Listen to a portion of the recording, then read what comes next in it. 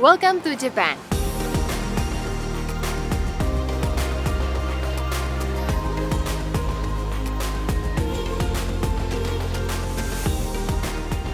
With majestic temples and shrines, vibrant cities, rich culture and incredible food, Japan is one of the most amazing and friendly countries in the world.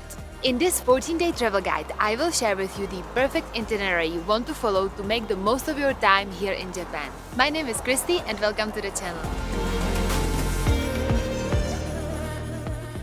Japan can be easily described as clean and minimalist, but never simple. While planning your trip, you might get overwhelmed, so here is a 14-day itinerary to make your planning easier. Now let's crack this top-notch itinerary, starting our Japanese adventure in none other than Tokyo. We are starting this day at Tsukiji Market, where you can find all kinds of traditional Japanese food, and it is especially famous for fresh seafood. This giant market, both inner and outer, was once the world's largest wholesale fish and seafood market, created primarily for professionals. Nowadays, you can taste all kinds of traditional Japanese foods here, as they have small bites for everyone. And let me tell you, the lively and busy vibe here is incredible. I had to cross off one thing that was on my bucket list for quite some time.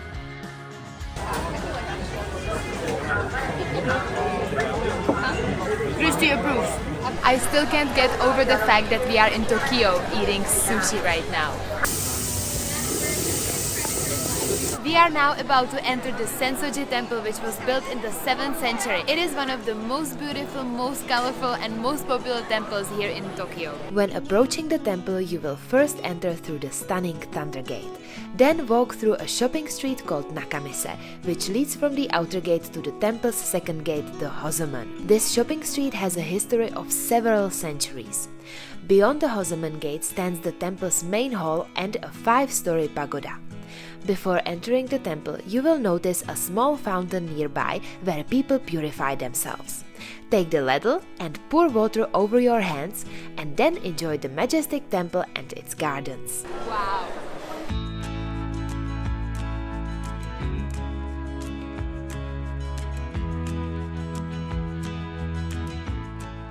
Afterwards, be sure to explore the lively surrounding district of Asakusa with plenty of shops and food. Then let's move on to another colorful and busy district, Shibuya. We ended up at Takeshita Street, which is this street with so many bizarre shops, cafes and restaurants, and they even have a coffee shop that has pigs. Quirky cafes are a thing in Japan, offering more than just a cup of coffee. Besides cuddling with cute piglets, you can enjoy your coffee alongside friendly rabbits, miniature goats, or even owls. This is the charming and playful side of Japanese culture. I haven't realized that I've been drinking coffee in a boring way my whole life. It is time for lunch and I have a pro tip for you.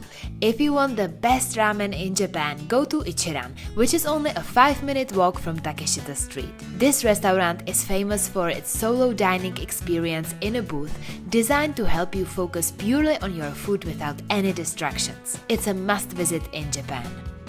When you enter the restaurant, you get this piece of paper where you define how strong should your broth be, what consistency your noodles should have, if you want it spicy or not. It is just such a cool way of ordering your food.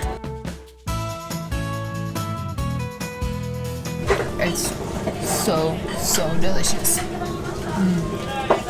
The next must-visit spot is right across from Takeshita Street, Meiji Jingu Shrine, one of the most popular shrines in Tokyo. It is famous for its incredible architecture, but what I loved most were the scenic surroundings with tall trees and beautiful alleys. For a moment, you feel like you are not in Tokyo anymore.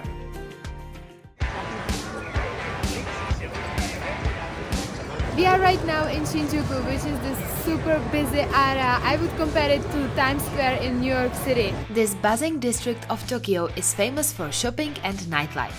And recently, this 3D cat billboard has become very popular. The billboard uses the most advanced 3D display technology, which makes the cat look three-dimensional on a flat surface. It is very cool and so cute at the same time. Right in the heart of Shinjuku is Omoide Yokocho, a maze of narrow alleyways with a unique atmosphere, packed with historic eateries and bars. This place takes you back in time to the city's post-war era, which contrasts beautifully with the modern part of Shinjuku. And this is where we will wrap up the day. Get a good night's sleep because tomorrow will be just as busy and exciting. Good morning! It is cloudy and rainy day too, but we are still going to have an awesome day. Are you ready to see Tokyo from a whole new perspective? Shibuya Sky takes you 229 meters above the bustling city, offering a 360 view of Tokyo. You can even spot Shibuya Crossing from here, the busiest crossing in the world. Watching people all stressed out, running through their lives. Just remember, you will need to make a reservation weeks in advance as it sells out quickly. From Shibuya Sky, head to Shibuya Crossing. Imagine hundreds, even thousands of people moving together in perfect chaotic harmony. On average, 2.4 million people cross Shibuya every day. For the best views, grab a coffee at the Starbucks right by the crossing and enjoy the action from the top spot.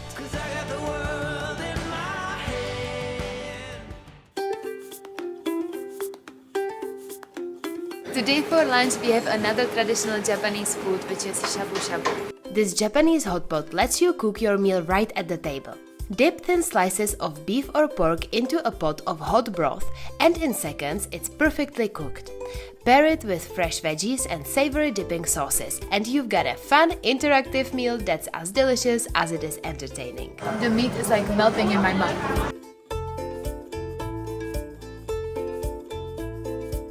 For dessert, embrace your adventurous self and try the green tea ice cream with red beans. Ginza is a shopping district. When you go shopping in Japan, your best friend is going to be your passport. Because if you provide as a tourist passport at the checkout counter, you will get everything tax-free, which is a really nice discount.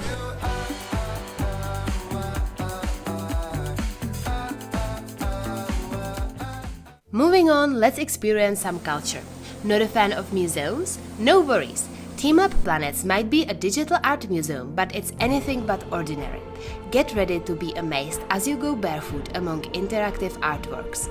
Expect to be enchanted by a room of infinite lights, a fun sinking floor, walking through water with fish and flowers, laying down in the flower universe, enjoying giant light balloons, exploring the egg garden, and immersing yourself in a magical floating flower garden.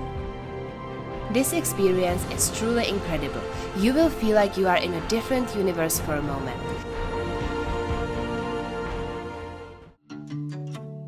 Rise and shine! Today we are leaving Tokyo behind and heading to Nagano on a shinkansen, a Japanese bullet train that can reach speeds of up to 320 km per hour. The journey will take around 1 hour and 20 minutes. We've made it! Welcome to Nagano! Nagano is a charming mountain city especially popular for winter sports. It even hosted the Winter Olympic Games. There are two notable temples to visit in Nagano. Saikoji Temple, a small but gorgeous site that very few people are aware of. And the famous Zenkoji Temple, which dates back to the 7th century. The modern city of Nagano actually began as a town that formed around Zenkoji Temple. But the best reason to visit Nagano is the Snow Monkey Park. Hop on a bus and in 45 minutes you will be at the entrance. Take a walk through the beautiful forest and you will probably see your first monkey pretty quickly. In a few more minutes you will reach an onsen, a Japanese hot spring. This is where the monkeys warm up in the winter, but don't worry, they are around in spring and summer too. Just heads up, they are incredibly cute.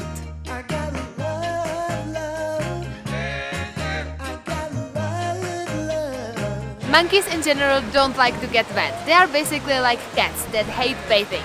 And this is the only place in the world where you can see monkeys soaking in water like that.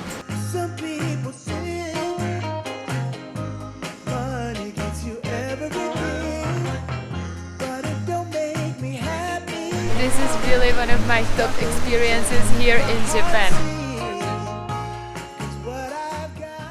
The last thing for today is to check into a ryokan, a small family-run traditional Japanese accommodation. Spend the night on a futon bed, enjoy tea on a legless chair, wear a yukata, a casual version of the kimono, relax in an onsen, and experience Japanese culture to the fullest. It's another beautiful day in Japan, and after a traditional Japanese breakfast at the ryokan, it's time to head to the next bucket list stop, Kyoto.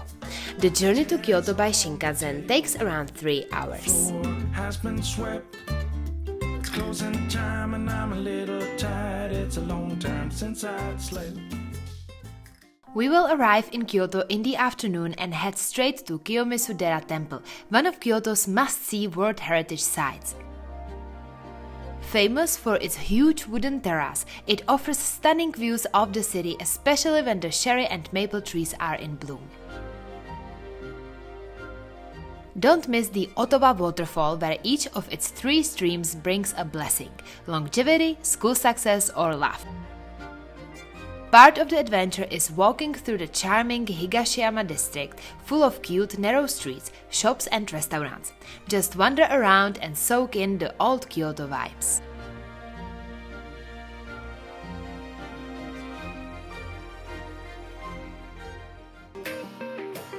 It's a sunny new day in Kyoto, and we are heading first thing in the morning to Arashiyama Bamboo Grove. This bamboo forest is one of the most photographed sites in the city. Stroll along paths lined with endless rows of towering bamboo, creating a dreamlike atmosphere.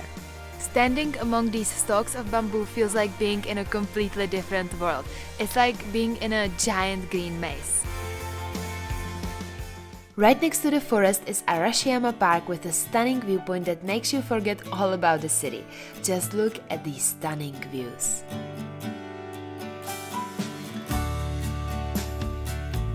Close to the park is the Zen temple Tenryuji, famous for its garden, which has remained in its original form for centuries.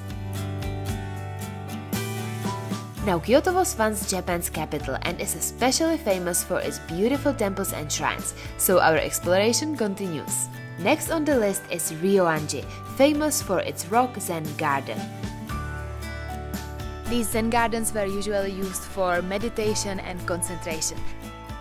Surrounding the temple is another stunning garden with a pond. Then visit my personal favorite Kinkakuji temple, covered in gold. And just look at that gorgeous pond. These temples are very close to each other, making it a perfectly spent afternoon. By now you are probably getting hungry, so our next stop is Nishiki Market, which is known as Kyoto's kitchen. It is lively, buzzing, and there are so many delicious choices all around. It is over 400 years old.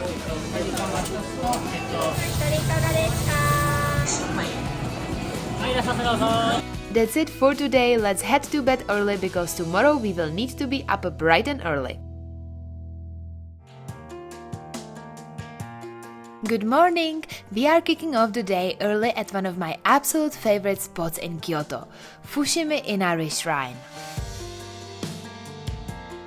This place is famous for its thousands of bright red torii gates that seem to stretch on forever. As you walk through these gates, you feel a rush of excitement, almost like the energy of the shrine is pulling you forward.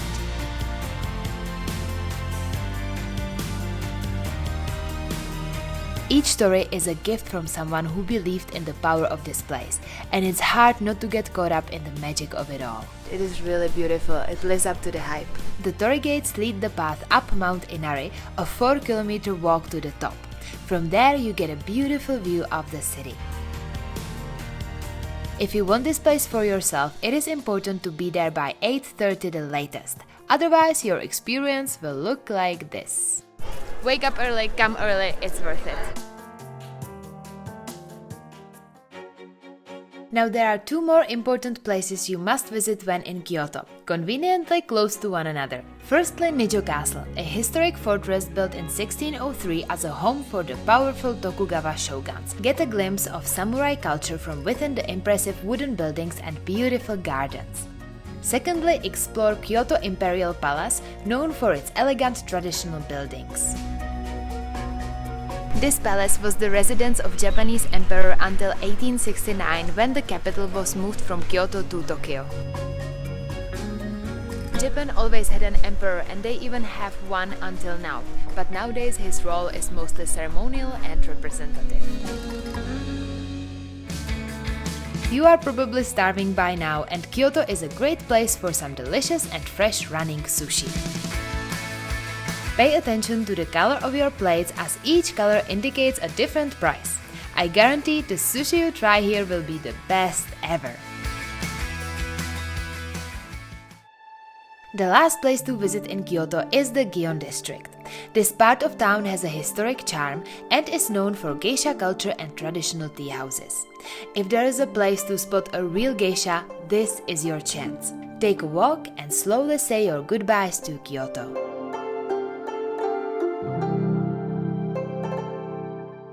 It's a fresh morning in Kyoto, and we are heading straight to our next destination, Hiroshima. On the shinkansen, the journey will take only about 1 hour and 40 minutes.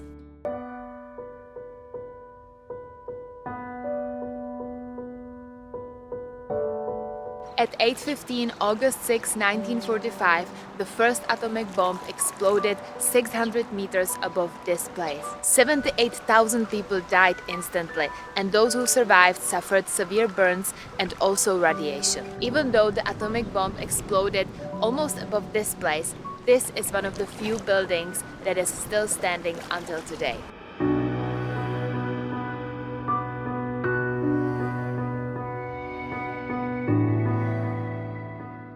Right across the river from the atomic bomb dome is Peace Memorial Park, which is dedicated to the memory of the bomb's victims. Just walk around the park and stop by the monuments along the way. This is the flame of peace that is supposed to burn until the world gets rid of all the nuclear weapons. Next to the park is the Hiroshima Peace Memorial Museum. It describes the horror of the explosion and educates about atomic weapons. Inside the museum, people were completely silent, with tears in their eyes, myself included. This was one of the most powerful experiences of my life. The last thing on the list to visit in Hiroshima is Hiroshima Castle. This castle was completely destroyed in 1945 by the bomb, as everything else here in the city, so they completely rebuilt it. When you reach the top, you have a beautiful 360 view all over the city. When you get hungry, make sure to stop by Okonomimura, which has the best okonomiyaki, Hiroshima's signature dish. It's like a savory pancake layered with noodles, fried egg, meat if you want, and delicious savory sauce. They always prepare it in front of you, which is fun. If you ask me about my favorite Japanese dish, this is it. Love it, love it, love it, love it.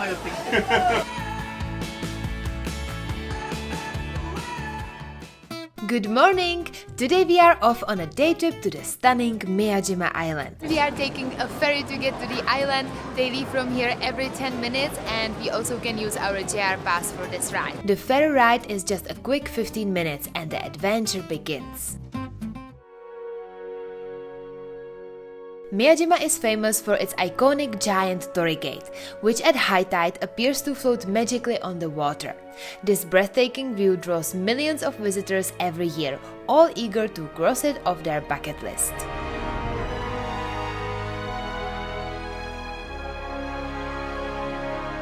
Right next to the gate is the beautiful Itsukushima Shrine, which is also built over the water.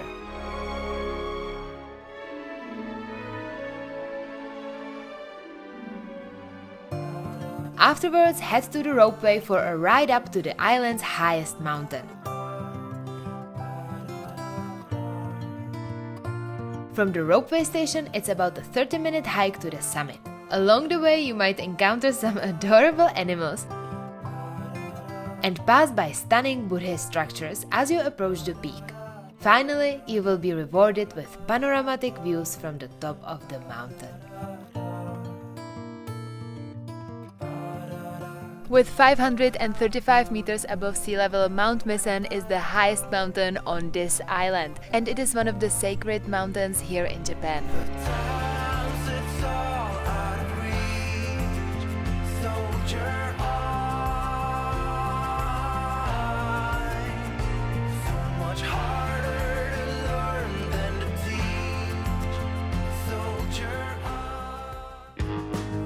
Time to wake up and take on the day.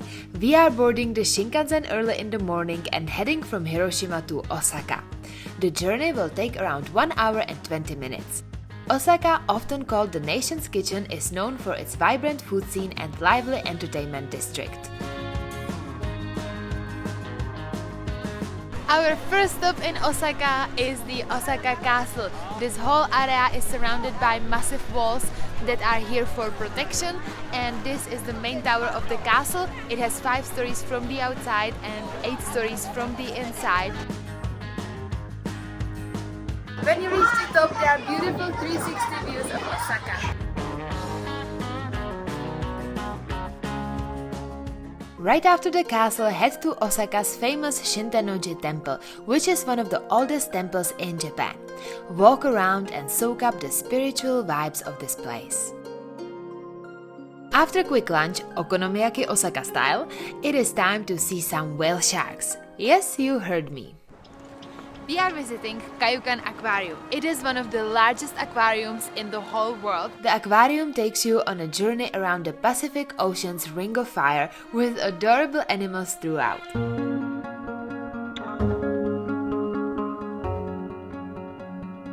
And one especially breathtaking moment awaits: seeing a whale shark, the largest fish in the world.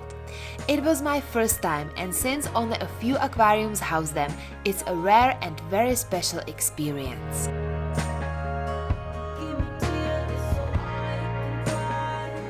As it gets dark in Osaka, the only thing you need to do is hit the crazy, colorful center of the city. Osaka is known as the nightlife capital of Japan, and we just made it to Dotonbori. It is like Times Square in New York City, but a little bit more crazy. The Glico Running Man is the icon of this city, and it's been here for over 80 years. We have made it to Dotonbori Street. This is food lovers' paradise. There are street food stands everywhere, and there are so many restaurants. It's definitely a great place for dinner.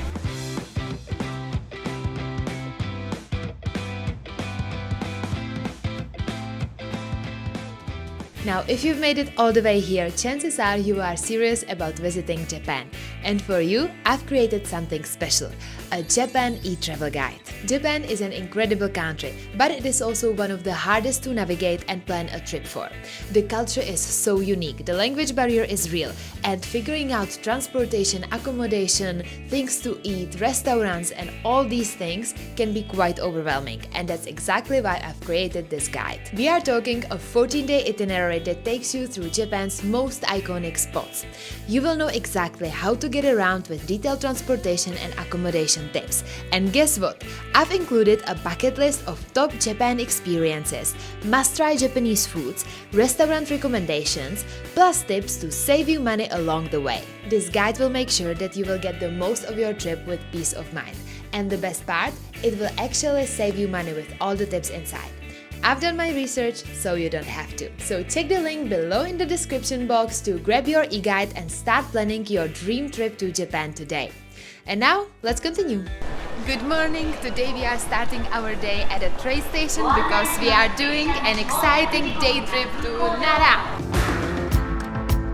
It takes around 50 minutes to get to Nara by train. And why should you go anyways? Because of these guys. Meet the cutest bowing deer. Oh yeah, they really bow, especially if you bow to them first. Just buy some crackers in the park and let's make some friends.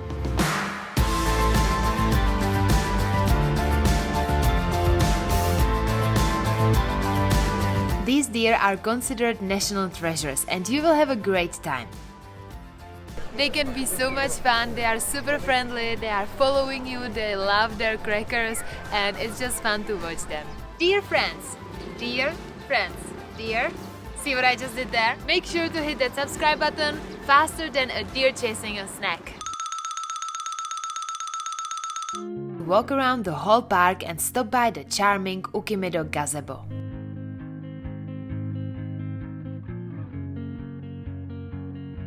Right next to the park is Todaiji Temple, which is definitely worth visiting. This temple is a UNESCO World Heritage Site. It was built in the 8th century and it is the biggest wooden structure in the whole world. Inside the temple is a bronze statue of the Great Buddha that has 15 meters and it weighs 500 tons. Who's gonna save you? Who's gonna make you? Very close to the temple is Yoshikiyan Garden, a small but cute traditional Japanese garden, so check it out. This concludes our beautiful day in Nara, and now let's head back to Osaka. Rise and shine! It's our last morning in Osaka and we have one more place to visit before we leave, the Umeda Sky Building. This 173-meter skyscraper consists of 2 towers connected by the observatory deck. We are soaking in some seriously stunning views. I feel like I'm on the top of the world.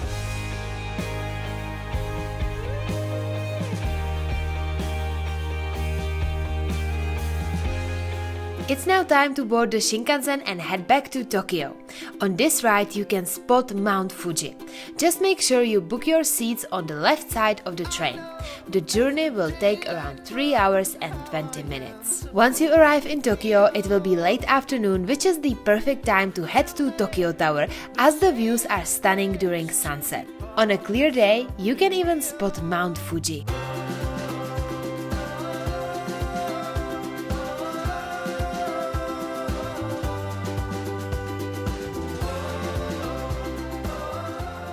On day 12, we are taking a day trip to see the one and only Mount Fuji. Hop on a train and get off at Shimoyoshida Station. From there, head to Chureito Pagoda, which is probably the most photographed spot of Mount Fuji, with the pagoda in the background.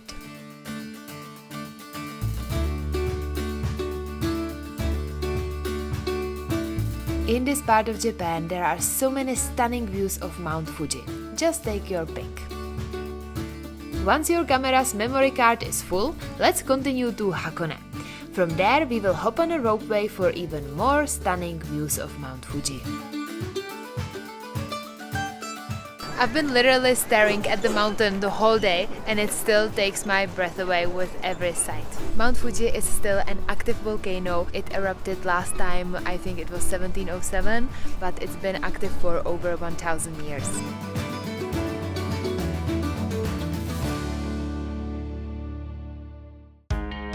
Good morning! Today we are taking another day trip, this time to Yokohama, Japan's second largest city with a population of over 3 million. It's located less than half an hour south of Tokyo by train. A must-visit spot in Yokohama is definitely Chinatown. Chinatown in Yokohama is the biggest Chinatown in Asia. It is super busy, I don't know where to look first.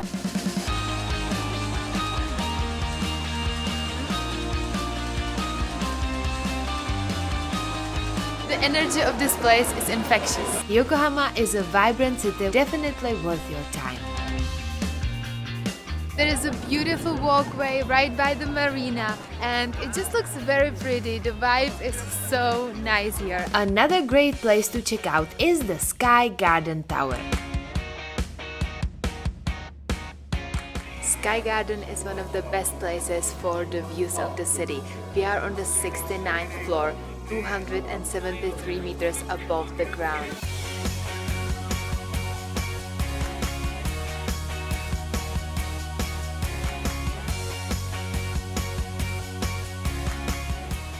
Tomorrow is our last day in Japan when we will board the plane and head home.